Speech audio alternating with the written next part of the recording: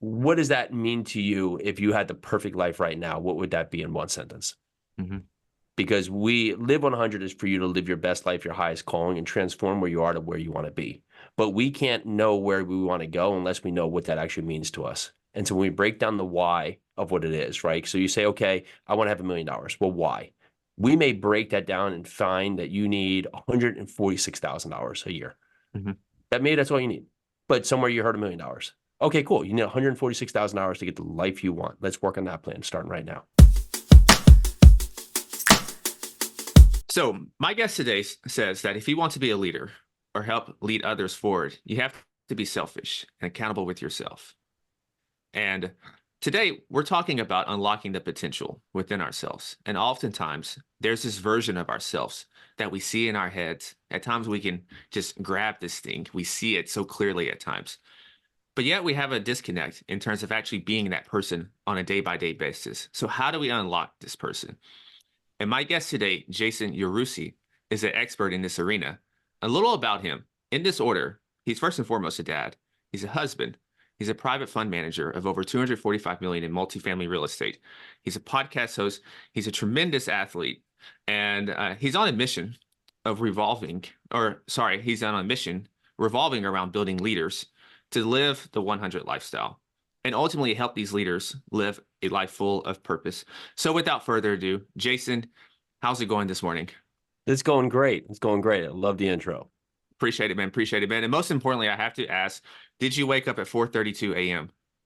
I did. Today I woke up at 4:32 a.m. I had a little bit of travel over the weekend, so sometimes it gets disrupted out there in terms of where I am. But in that fact, it sets the stage, right, for Hmm. committing to the time and then out of the gate executing on the first thing you say you're going to do. Hmm. So I'm curious, the 4:32, what's the significance behind that number?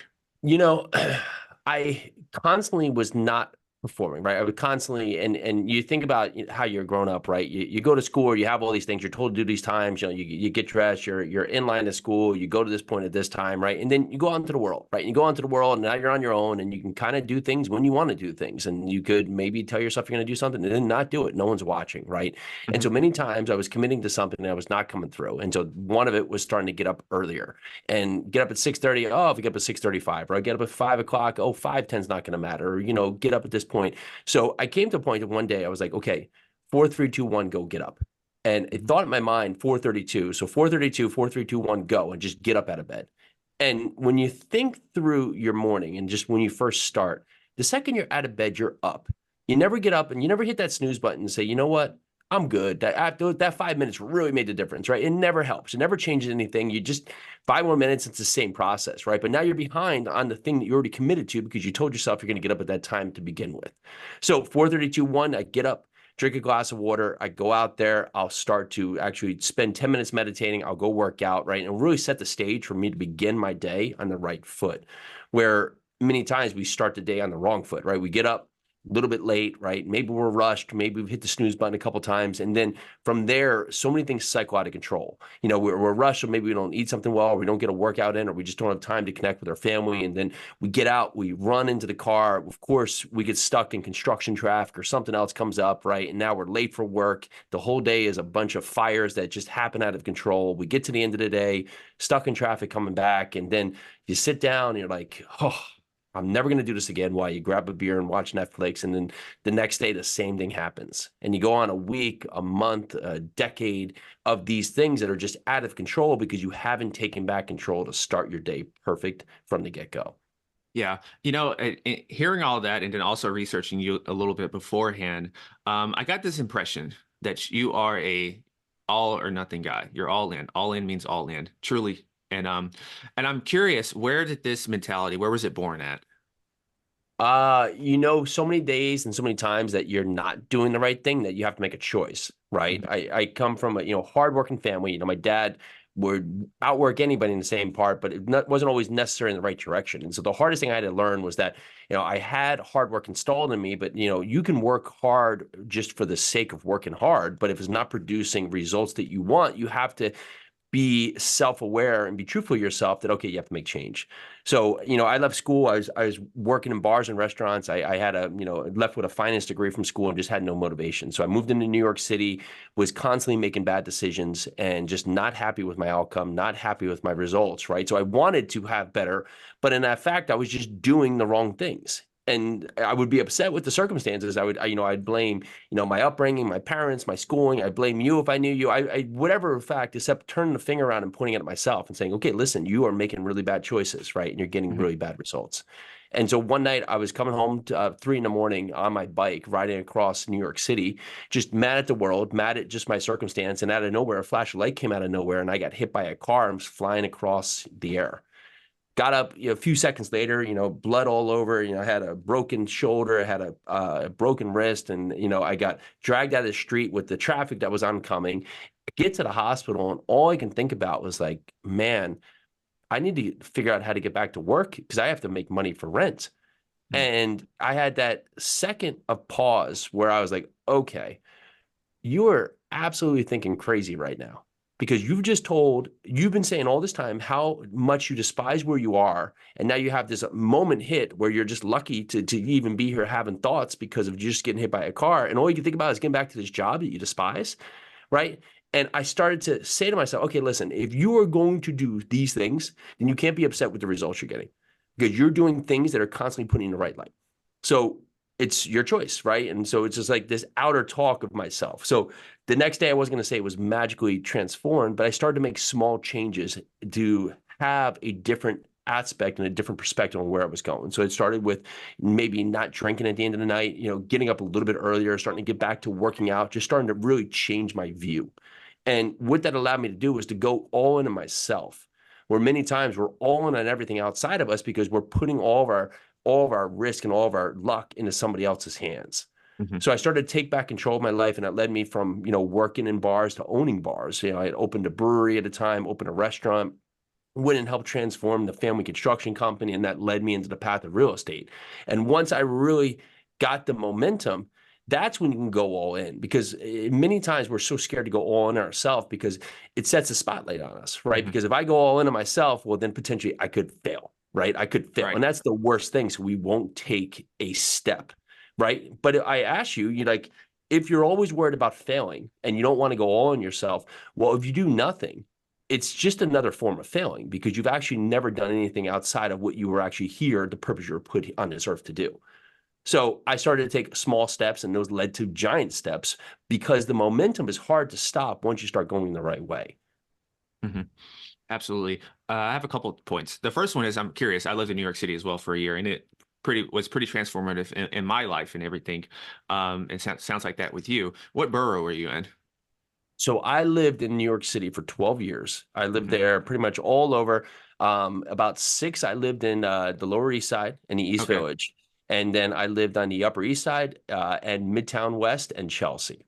Okay. Yeah. So you had a pretty good experience of living all over. I was all over. Yep, I was all over. So, but it was really good. I enjoyed it, and met my now wife there. So we've had a good time. And before, of course, moving to New Jersey, which I was where I grew up, and then we moved down here to Tennessee just a Mhm. little over 3.5 years ago.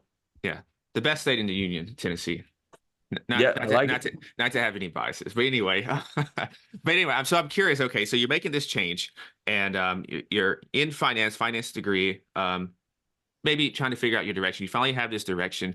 What are some of the first things that you did in terms of to start taking more of an ownership, not even just in life, but also in your professional life, where you're taking ownership and you mentioned owning bars and Mm. other things in real estate. What are some of those first steps?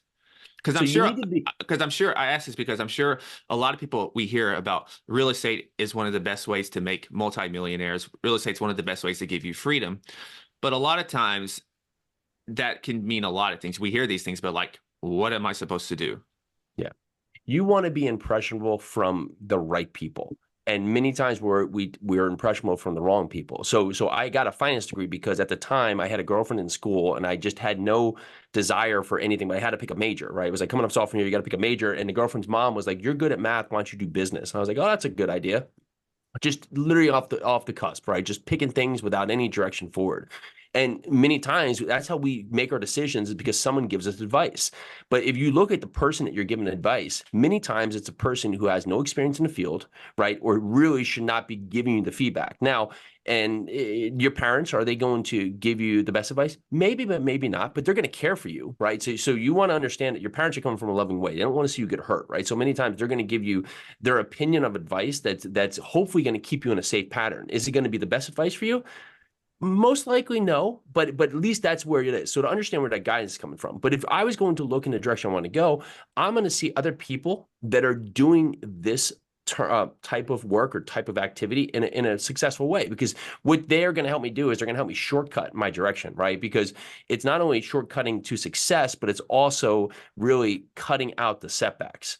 Because when you have someone that's already done something, you say, okay, listen, like, great, what's the first step I should take? Because when you get that first step, it leads you to a point for you to either discover, okay, I really like this. So now I have multiple options to do this, or I just don't like this at all. But many times we're so scared about going out there to get the result that we forget to, it does come down to that first step. So I really look at myself as that I want to be impressionable by putting myself around other people that are doing it successfully. Like if I was going to say, okay, I want to start a podcast, I'd come talk to you. Like, hey, you've had this successful podcast, you're doing this. What are some things that have really worked for you, and what would you go back and stop? Right? What would you go back and do again? Like, how would you recreate this? Going out of the gate, so I could really start successfully. And you would be like, okay, here's the 3 things that I did.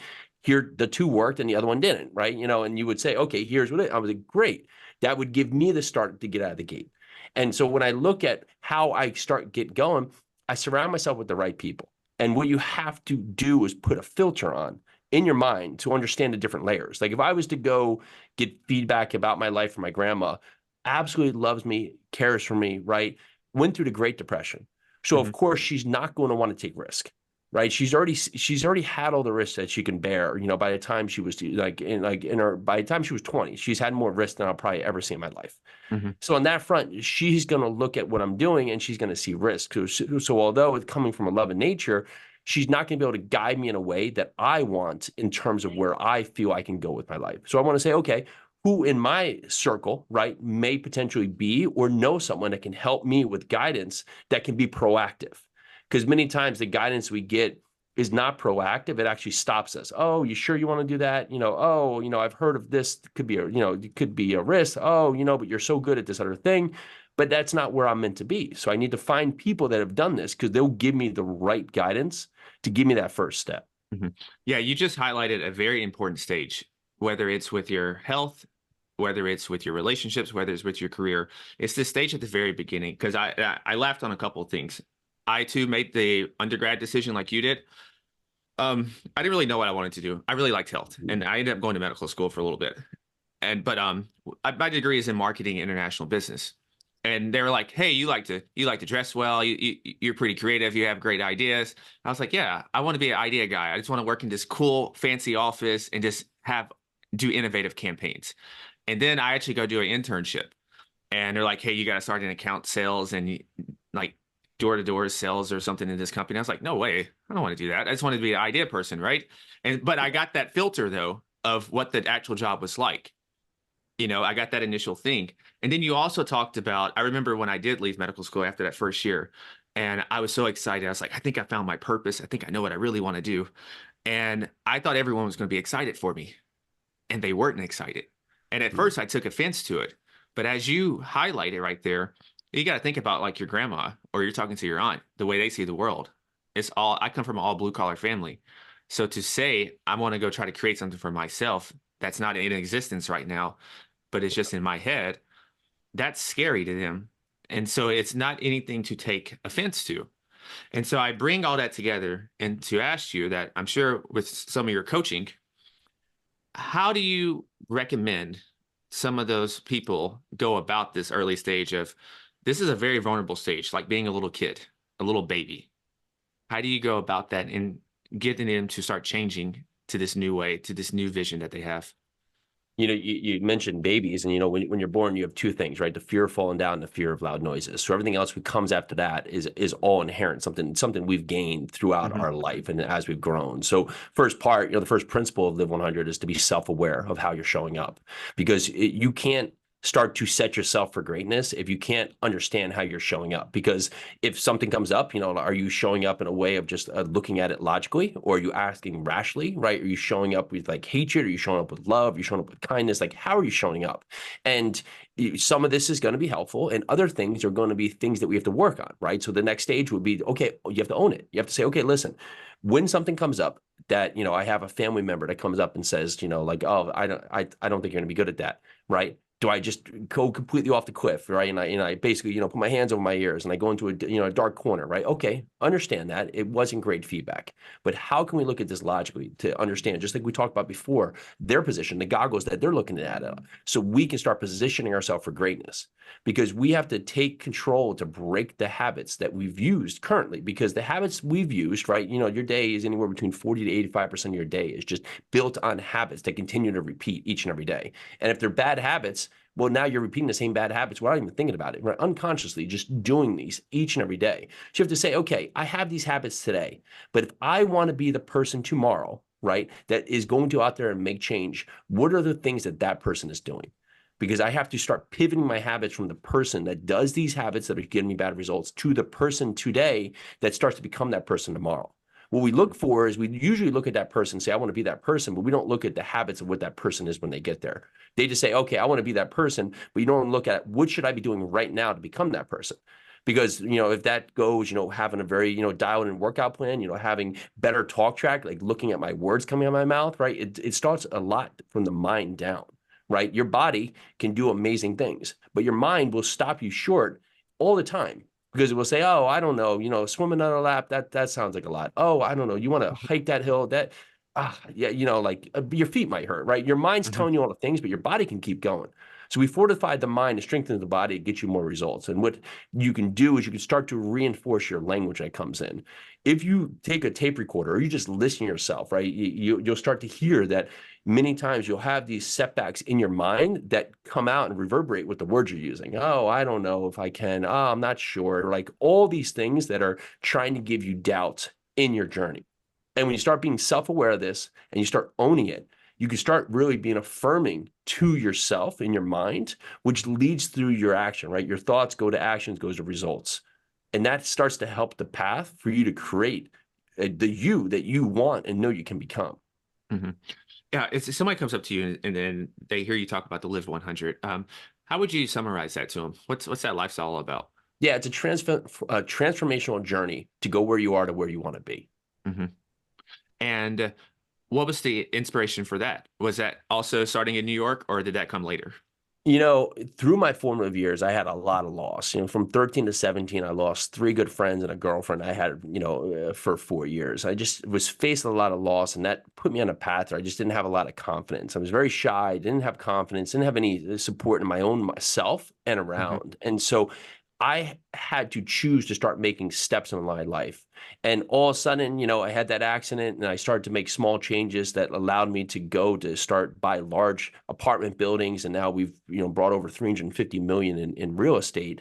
And people started asking, well, how did you do that? So I started to really look at what I was doing, because when you're in the moment, you're doing what seems right. And to me, either it's like you touch the stove and like, that's hot. Either you touch it again or you learn the effect, right? So I started to do these things like, well, that doesn't work. Okay, so that did work. Okay, so this I did work. So let's build upon it.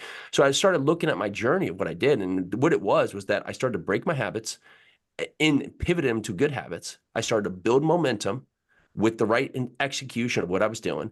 And then as I built momentum, I was able to magnify the results. And it's really the series of it. And that's where Live 100 came out. It was that, okay, these are the things I was doing that I wasn't right. I finally had the courage to stand up and take control of my life and started breaking those habits and just building momentum.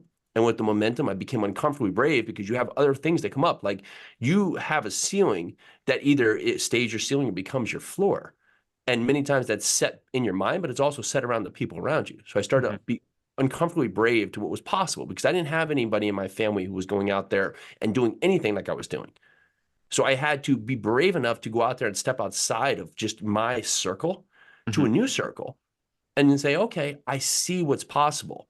Now, do I just see it, or do I go out there and have to capitalize on it. And I started to capitalize on it, and allowed me to get giant size results because I was able to take that next step past where I was comfortable before. Yeah. And so when you're doing that, you're bound to, whether it's, I initially did athletics and it was basketball, weightlifting, boxing, that kind of stuff, very explosive type of stuff. And then I got into distance training. Hmm. And there's these voices in our head, right? That says, I don't know. Are you sure you can do this? I don't know about that. Same thing in business. I remember with certain podcast guests, and I wanted to get on their radar. So I sent video email. And I was like, no, I mean, this is kind of stupid. And then you just did it, right? So I'm curious, how do you handle that mental chatter in your head? Because you hear those things like, no, man, that's stupid. What are you doing? You don't do that. And I'm sure you had to go through that, getting those first few deals. You think about a racehorse, and they start putting the blinders on a racehorse because if not, right, they're all over the place. But when they have the blinders on, they get the goal and then they go on there. You have to put on your visual and your audio blinders in your mind. And so from just buying an apartment building, what was really stopping us in the beginning is that we were listening to everybody like, well, maybe you should do this form of real estate, go flip houses or go do Airbnb. So we were doing all these forms of real estate and we were getting lackluster results, right? Well, I knew apartment buildings was the way. So what I did was shut off all the noise, stop listening to any podcasts, stop reading any books, stop talking to anybody who was in any other field, and just put all my energy into it. Because it's good to have some inherent knowledge of other aspects, but many times we want to have all these different forms of cash flow and income streams and all these different things happen at the same time, and you can't. You're either going or you're not. It's Mhm. hard to be a multi sport person, right? So you think about this, like if you're trying to go out there and be a power lifter and you're trying to go out there and run ultramarathons, it's conflicting results, right? Mhm. So you can do one, then you can do the other. But many times if you want to get to your max peak results in one form, it's hard to do both at the same time.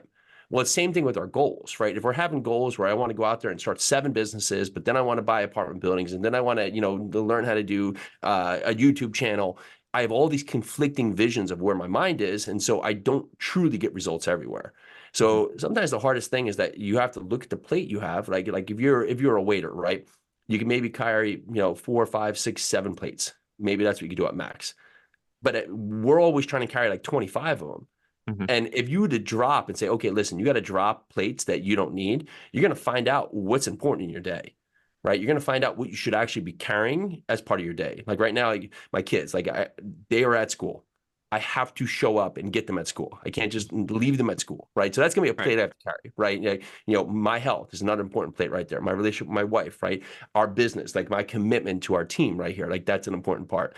But me going out there and, getting on TikTok, like that could be part of my marketing plan, but that like if it's not important to what I'm doing, then like it's just something that looks good on paper. And Right. our goals become many times what looks good on paper based on someone else, Mhm. right? We say, oh, like I see this person in Spain doing this. That looks like a great goal, but it's not really a great goal. That's someone else's goal, but I take it as my goal and then it becomes another plate I'm carrying, although it really has no why into my life.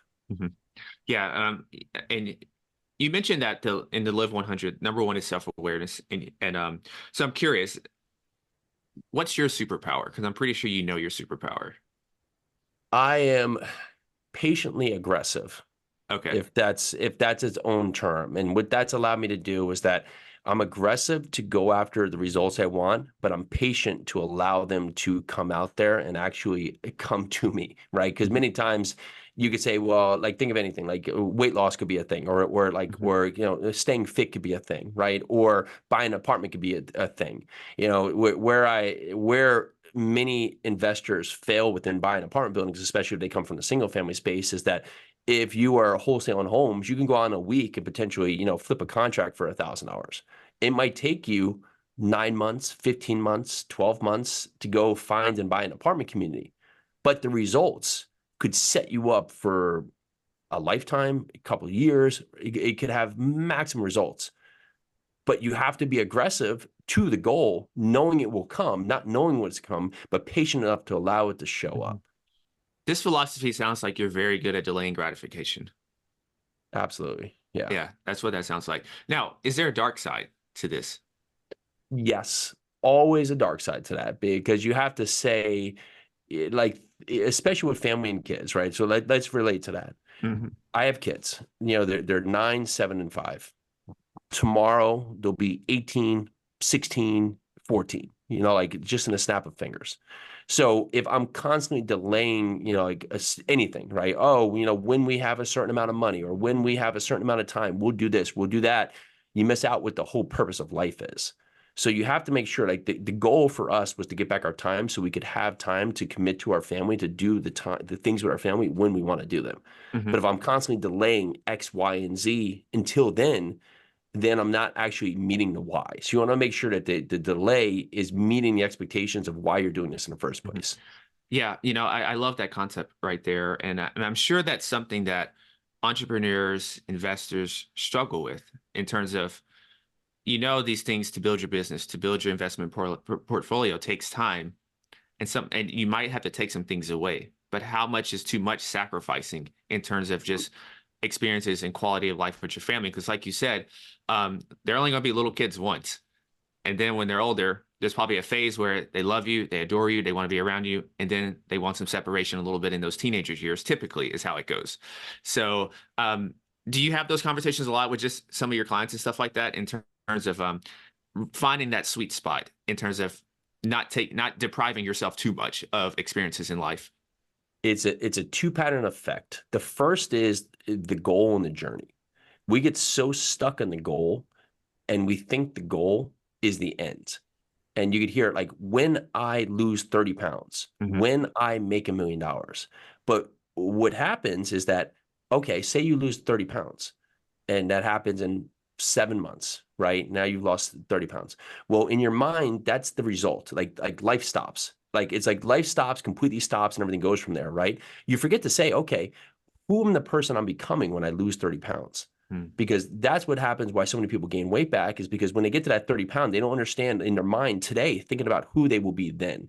So they forget, like, how am I going to show up in my day? Because they do these diets, they like rush them to a result, but then how do you live as that person? What do you eat like? What do you train like? Because you're not going to eat the same, you're not going to train the same. You have to become that person, right?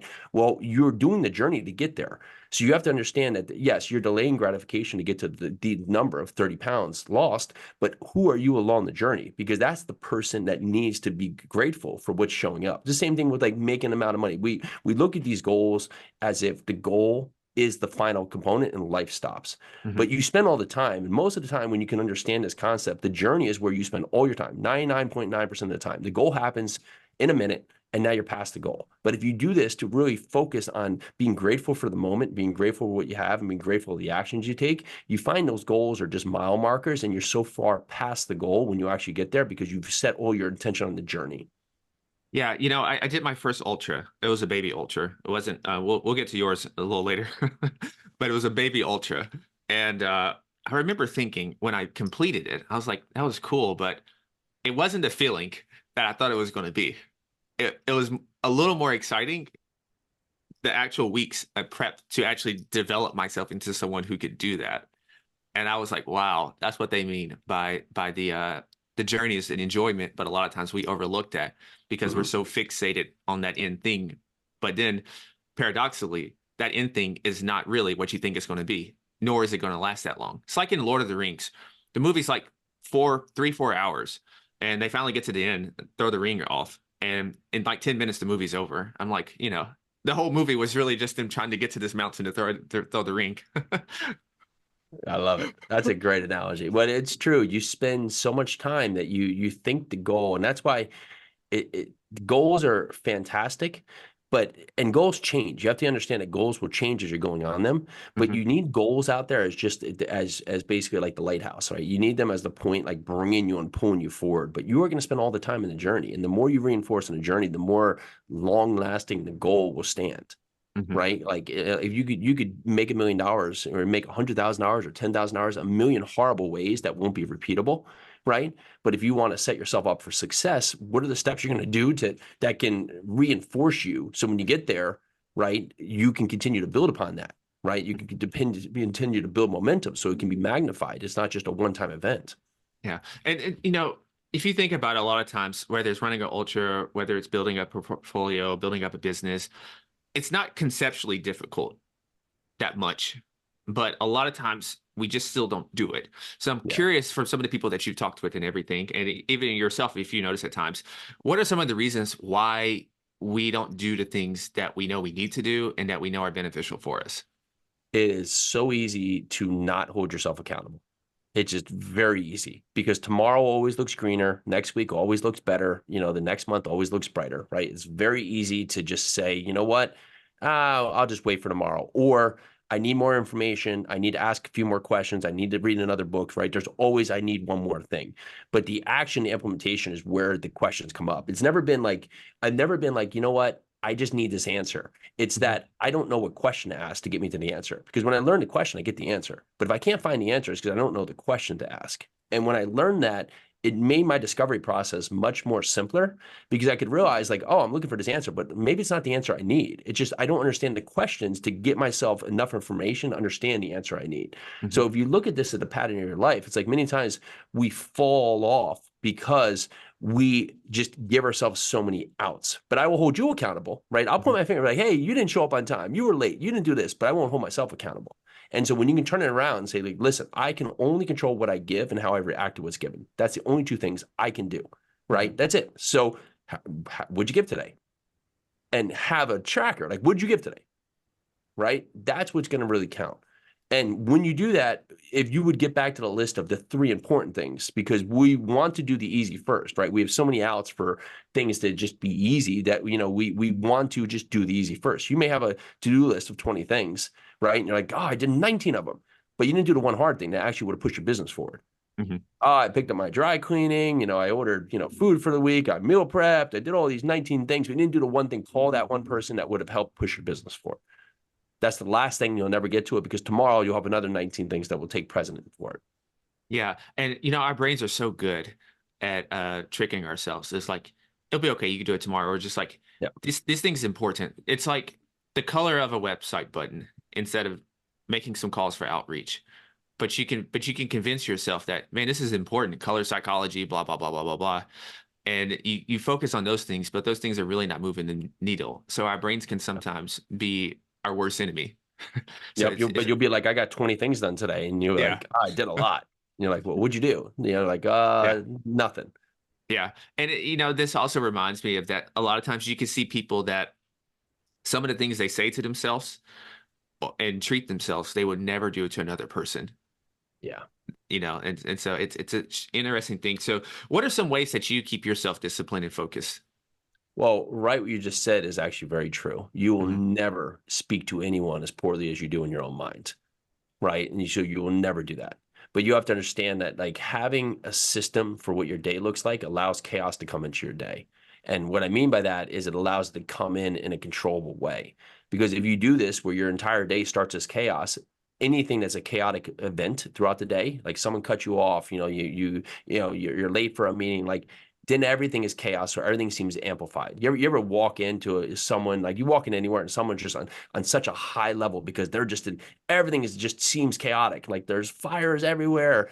It's just because their day is always fire. So they have no grounding purpose. And that's why for me, it's so important just to set my stage for how my day starts because I control what I can control. So when things come up that are outside of my control, I can have a clear sense of pause to deal with them accordingly.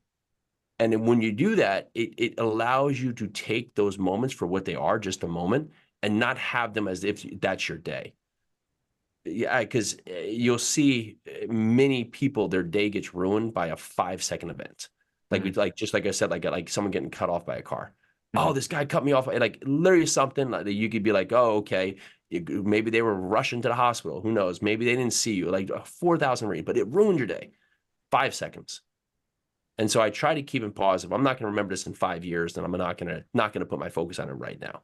Yeah. And that's helped me just really put clear focus on what matters and what doesn't.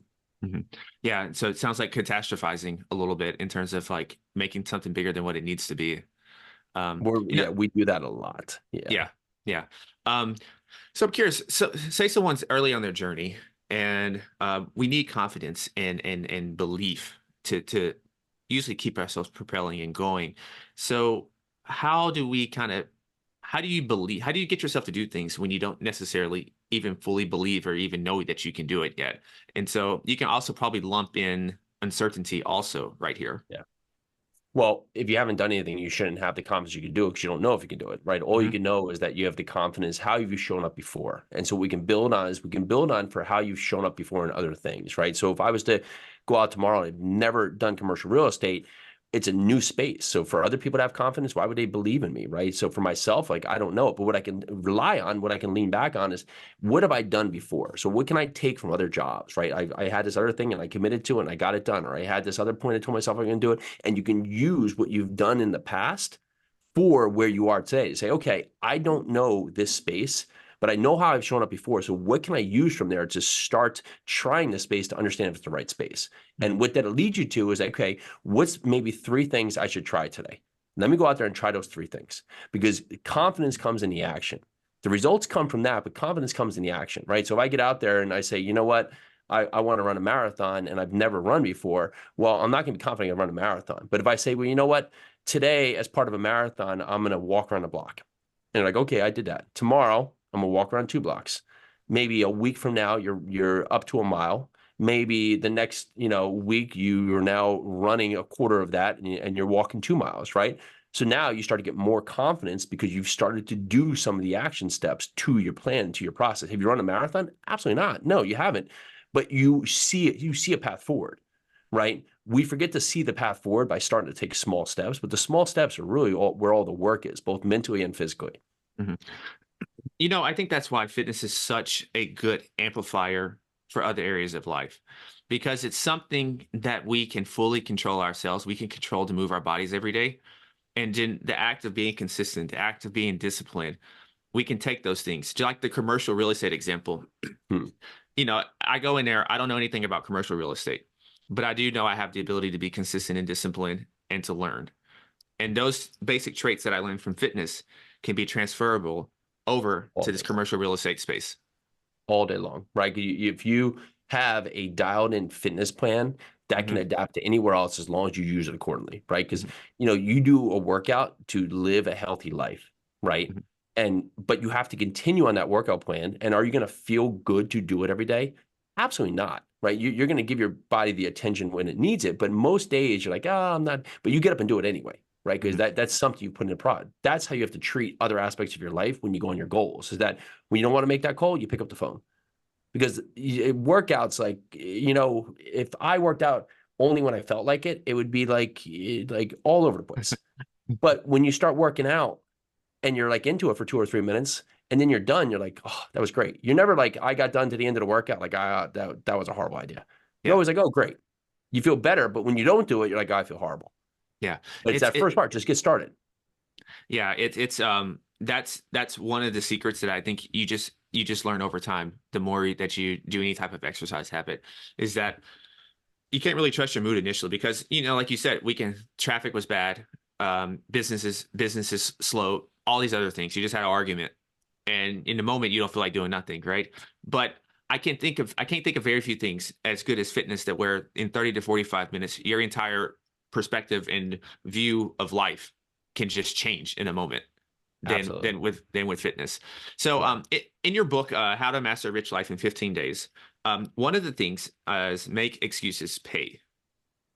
And let's talk about that a little bit. Is this I'm you're making when you don't do something, you're finding a way to make yourself pay for it. You're creating stakes, right? That's what this sounds like? For excuses, they're either a point where the excuse will always become bigger than the reason to do it, right? Hmm. And the result will not be big enough for you to go out there and capitalize on what you're doing. So the excuse will always be something monumental to keep you from it, because we all have excuses, and they're very rarely good, but in our mind, they're great. But if you can make them pay by going out there and just executing the plan, regardless of the excuse. So for every excuse, you have a rebuttal, right? So, oh, Hmm. I'll work out tomorrow when I have 2 hours. Well, why don't I just work out 15 minutes now? Hmm. Oh, I'll have time to have a long talk for that person tomorrow. Well, how do you even know they're going to pick up the phone? Why don't you just call right now?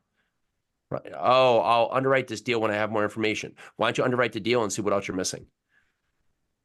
And so if you look at the excuse as just a step of how you can invert it to just take action within the result, because we always are going to look for some reason not to do it, right?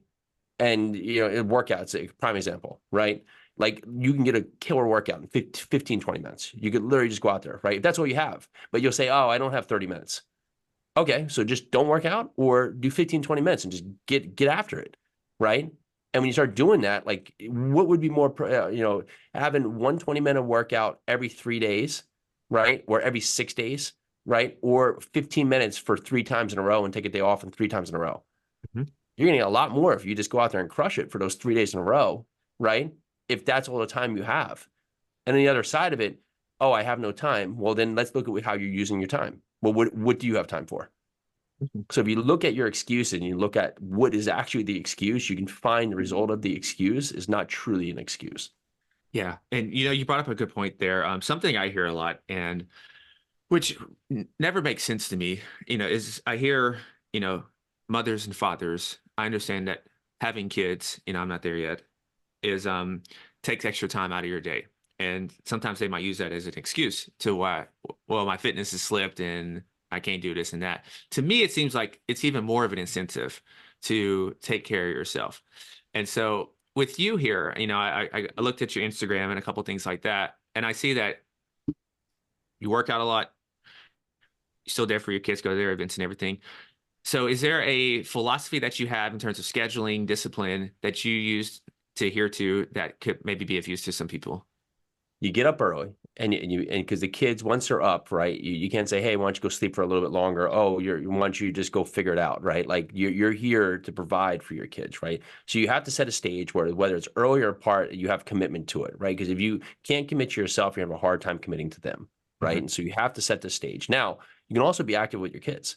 We forget that like chasing your kids around playing tag is like its own little recipe for energy and activity, right? Take them on a bike ride. Like there's a million different ways to do an activity that doesn't just come down from me, going to the gym and doing curls, right? Like it's the point of activity because you're here for functional fitness, right? You have kids, you want to live a long life, you want to be picking up your grandkids. Like you want to be doing activities that keep you nimble, keep you flexible, keep you moving, right? Keep the momentum going. And that's part of it where you can do your own workout and get the momentum going. Or if things change in a day, well, what can you do to get them outside?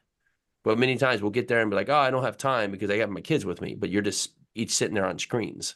So what can we do that could change the narrative? Go fly kites, go do anything, right? Get yourself moving. Mm-hmm. Yeah, and I also saw that your wife is involved in the business as well with you. She Um, is. and so some of the things that I'm always curious about. I had a recent guest recently also talk about this, but I just love to ask this question about like how do you keep it separate from business and still keep the personal and not have them bleed into each other in terms of like affecting the quality of it. And Yeah, they're all because it's business and life together, they're going to overlap, right? There's Mhm. not going to be a point where like 5 o'clock, black and white, right? Like it's just not truthful in the world. Mhm. However, you have to set the stage for what's important. So my wife and I, we met working in New York City together. So we met working together. So we became a Okay. relationship second, right? So the relationship was the new part before the work part. So we've always understood how to work. However, when we get home, we barely ever have work in there because we use all of our time accordingly during the day to focus on business. However, do things bleed outside? Yeah, at nighttime? Yes, but the other is true too, right? We've set up this stage of life so we can now do things that we want. So yesterday, my kids, they're into New York. They all have like the little class parties. So, I left the office, went to the class parties all day. So the opposite effect is there now I can use my day accordingly. So although maybe at nighttime there might be bleed in some things that are work focused, well, it may just be a couple questions or something needs to get sent, whatever. But the same holds true of the daytime is now I can focus on family stuff because I've set the stage for what our life looks like. Mhm. That's good. Um, so I'm going to talk about athletics a little bit. And so I saw in 2020 you ran over 2,500 miles. Now, is that a typical average for you every year, or was that just an outlier? That was an outlier that year. I ran a lot. I'd done I think I did like 18 marathons in a month, like straight days. I'd done a bunch of just running on that part. So I'll typically pick a couple ultras throughout the year because they're also a commitment for, like I could take my kids and my kids would usually come with us and it's a day out there, so like they're also their own commitment. So I'll usually pick 1 or 2 races a year that I'll just throw out there a couple months out. So I'm actually looking at something, trying to look into September, October right now. I'm just going to pick a race out there. I was looking at some races in Kansas the other day. Then I'm just going to pick that, and that will be my focus point. And then I'll put my energy just to be ready for that. But I found for these ultras is that when I run like that, there's no perfect plan. There's just the plan to be consistent with it. So my best training for an ultra has just been getting up every single day, no matter what, in the morning, first thing in the dark, and run 6 miles. I mean, Mhm. some days I'll run, like 25, some days I'll run 14, some days I'll run 30. But like to get ready for a 100-mile race, my best training was every single day, no matter what, hot, cold, sick, foot hurt, ear hurt, whatever, 6 miles every single day. Because Yeah. that's what your mind feels like when you're in that race, is that like, okay, it's raining out, it's hot out, my foot hurts. Well, yes, keep going. Yeah, I think, running teaches you running's a very good running, especially compared to like lifting and even like boxing. It's a very good life lesson in terms of when I first started doing distance running, I had to almost retrain and learn how to run again because I was so used to just sprinting. And Oh so yeah, my see that? stride was so messed up. And I started out the gate just blazing fast, killing. My time was killing.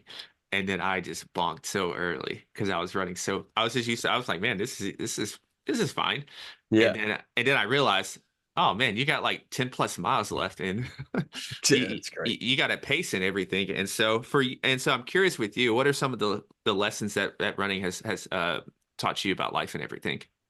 Every time you want to stop, run to one more thing, and then say, listen, okay, you want to stop here, just run to that bridge, and you can ask yourself the question again. Hmm. And when you get to the bridge, you ask yourself the question again. Because typically you never want to stop, you can keep going. Like I had a friend, like he was trying to get ready to do like a 10K, and he couldn't get past this like one stop sign. And I was Hmm. like, okay, well, when we get to that stop sign, let's just run 200 more feet to that light right there. Hmm. That was all it took, because his mind was set that this is where he stopped. So for weeks, he'd been stopping at that stop sign because that's what his mind told him was that as far as his body could go. Hmm. Ran to that thing, I hadn't seen him for a couple of weeks. He started running miles and miles after that because it was so easy just for that block to look like this massive concrete wall, and it was just a little speed bump. So when you set that up for that part, your mind's always going to tell you that thing. But if you can just set the narrative that, okay, I hear you, but let's just run to that next thing, and then we can ask ourselves a question again. Hmm. And when you look at that, it allows you to go to that next part and be realistic with us, because we get into the logical first, the irrational decision making, right? Hmm. Most of the time we're acting irrational, being like, I just can't go anymore. Well, you can. You don't want to go anymore. That's the truth of it. And Yeah. I get it. I get it. I get it. So, I hear you. But let's be logical about this. Let's just go right there. And if you truly can't go anymore, we'll call it then. Hmm. Yeah, and with the running, it's almost I learned also that it's almost better to just not stop, even if you're just going super slow and jogging, than it is to walking for me. Because Yeah. just starting and stopping was the toughest thing for me when I was just like, you know what, I'm just going to really slow down and keep moving instead of just stopping and then trying to walk and then go again, unless I just absolutely had to. And You would so, call the the aid stations like in the middle of the night that are like nice and warm. Those are like the graveyards, because mhm, like if you stop and go in there, like it's very hard for you to like wake back up from the dead and get out there. So you just don't go in there, because you see people go in there and be like, oh, it's so nice and warm in here. I only have 27 miles to go. I think I'm good, right? Because it's just like that moment of comfort creeps in, instead of you just keep going, right? Because it's like the old truck. The old truck can go forever once it's going, but it's hard to get it going, right? And so when you're into those things, like anything, the second you stop, you have all the reasons not to start again. mhm. And what does success mean to you? Uh, I look at it as that I'm going to set great principles for my kids. They'll be able to make great decisions. Hmm. Right. And I can't, force on how they're going to choose, but I've at least given them guidance that when something comes up for them into the future, that they'll be able to look at that and have uh, the acumen, both in life and business, to make a good choice. Hmm. Okay. And when it comes to real estate right now, I'm sure you get this question a lot. Is now a good time to start getting into multifamily, or do I wait and stuff because Yeah. people are looking at interest rates and all that kind of stuff? There's always opportunities in every market, and you're never going to time the market. And so if you can have cash flow, have long-term debt, and have reserves, you're going to be successful in any market.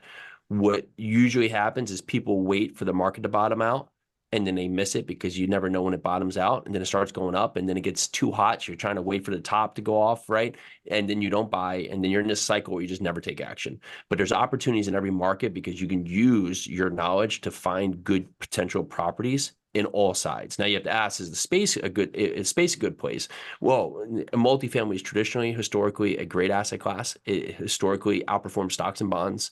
It is very in need, right? The supply versus demand. Like we cannot build enough housing. We're never going to meet enough housing. We haven't met it since 2007. We're not anywhere close. Right. So we're constantly going to be in a strong demand for multifamily housing. We're not building workforce housing where the majority of America needs. Right. So there's a lot of energy that are going to come to us. So yes, all we're going to have a place with no end in sight. Mhm. Now, I've heard two different camps about in terms of like investing strategy. I've heard some people say invest in the area that you live in, that market area, and then some people are just like looking kind of just nationally and just whatever's good markets. What do you think about those two different points? So they're both fine. However, it really comes down to your core investing philosophy. That's going to be number one. And are you in a market that can meet that core investing philosophy? Right. And so if you are, then invest in your market. But if you're not, don't go shotgun approach in the US. Go very dialed in to another city that does meet that investment philosophy. Where people falter is they just everything looks good Mhm. everywhere, but nothing is actually good. Yeah. And so you can't tell a good deal because you don't know. Like you could be, I'm in Topeka, Kansas. I have this great property, but you don't realize you're 2 blocks out of the good school zone. The path of progress is going the other way. You're 1 block out of a war zone, right? You just so the more dialed you are into any market, that's where the niches are in the riches always. It doesn't have to be Mhm. where you live, but you can find another market and know it like the back of your hand. But I would say be market specific anywhere that you are investing, but you can invest everywhere. Mhm. Yeah, I like that advice there. What are you most excited about right now in life? You know, it's family is fun. It's fun watching the kids grow. I'm excited about the real estate opportunities we have here in Middle Tennessee. I think this is really bullish. I think my team is just really fantastic. They're just doing a tremendous job. They're helping on all levels, and I'm seeing them really grow. So I got a lot to be excited about. Hmm. Yeah, and if people are interested in real estate and everything, how do you like work with them? What type of things do you do? Yeah. So two ways. With Yarusi Holdings, we buy apartment buildings and we have investors that will invest alongside of us as part of those apartment buildings as passive investors. That's number one. And number two is that we help mentor people that want to actively learn the process of buying apartment buildings over at Seven Figure Multifamily through a thing called Multifamily Live. Okay. And so when you say apartment building, that's the entire apartment complex, right? Correct. Correct. Okay. So if there's an apartment complex that has 50 apartments in it or 200 apartments in it, 300 apartments, but we buy those buildings and we make them better places to live by improving the operations. Hmm. Overall, that will hopefully inhibit that the income will grow and we'll be able to moderate the expense, which makes the overall bottom line bigger, which helps to provide more cash flow for investors. Okay. So, you know, I hear this, and if someone gets a hold of a couple of these, I mean, they're really good, but even just one or two of these, you can pretty much change the fortune and trajectory of your family Correct. when you're talking entire apartment complexes. Yeah, that's correct. Yeah, Yeah. you can really, and that's why patiently persistent and aggressively patient can really pay off in this world Hmm. because the other side of this, if you can be patient and committed to it, can create a bunch of resources. Hmm. But quick always seems better, Yeah. but the quick has to be repeatable, Hmm. right? So if you're very transactional in nature, it's hard to sustain the patience, but you'll continually have to be transactional. Hmm. Yeah, but you know, it's like it's like working on any large deal. You know, it's a bigger payoff, but it's more work Correct. up front. It sounds Yep. like. Correct. Correct. Okay. So, but for the passive investor, so they allocate a certain amount of money into the holding, and then is there a certain amount of percentage that comes back? Is it guaranteed or anything? How does Yeah. that go? So a passive investor, they're going to invest usually anywhere between $50,000 up to a couple $100,000, depending, but usually the minimum is $50,000, and they'll invest just solely as a passive investor. Now, there is nothing guaranteed in this world, just like anything else, but they get a preferential return based on their investment. Right. Mhm. Historically, which, history doesn't, of course, respond to be informative to what the future lies. But historically, we've returned about 25% on money each and every year historically since 2017. So from that front, like our past performance in lies to what we've done as part of our investments. But investors will come in, they will help fund the construction, the down payment, the closing cost, and the fees for the project alongside us. We'll invest in those projects. And our goal is that we're finding very in need buildings, properties in desirable areas with path of progress that we can execute a business plan to make it a more desirable property that can garner more rent, which of course can increase the income, and while at the same time putting in better management and operations, which can moderate the downturn of the expenses, and then with that have consistent cash flow coming from the building. Yeah, those are both solid options. Solid options. And the last question here is, if someone comes up to you at a cafe and they ask, what are 1 to 3 things that I can start doing right now to start living 100? What would you tell them? What does that mean to you if you had the perfect life right now? What would that be in one sentence? Hmm. Because we live 100 is for you to live your best life, your highest calling, and transform where you are to where you want to be. But we can't know where we want to go unless we know what that actually means to us. And so when we break down the why of what it is, right? So you say, okay, I want to have $1 million. Well, why? We may break that down and find that you need $146,000 a year. Hmm. That's all you need. But somewhere you heard $1 million. Okay, cool. You need $146,000 to get the life you want. Let's work on that plan starting right now. I love that. It's running someone else's race and not knowing your own race. And so I Correct. think that is a perfect way to culminate this. And this conversation flew by. I really enjoyed this. Where can listeners keep up with you? Sure. So I have the Live 100 podcast with Jason Yarusi. Find that on all the podcast platforms. Yarusi Holdings is where you can learn more about the real estate. Okay.